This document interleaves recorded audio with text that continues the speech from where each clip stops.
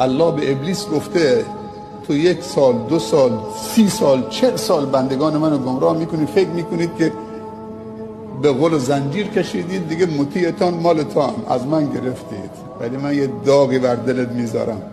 بعد از 40 سال 50 سال که این بنده منو شکار کردی، در قبضه خودت گرفتی، یه لحظه یه جرقه براش ایجاد میکنم، یه توبه نصیبش میکنم، تلاش 50 سالت رو بر باد میدم. من اجازه نمیدم بندگانمو ازم بگیرید.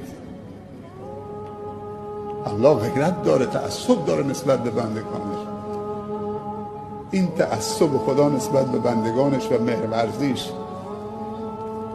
خدای نگاه به خطاهای ما مکن، به اشتباههای ما مکن، به گناههای ما مکن، نگاه به اون رحمت بیکران خودت بکن که از خشمت سبقت گرفته. سبحان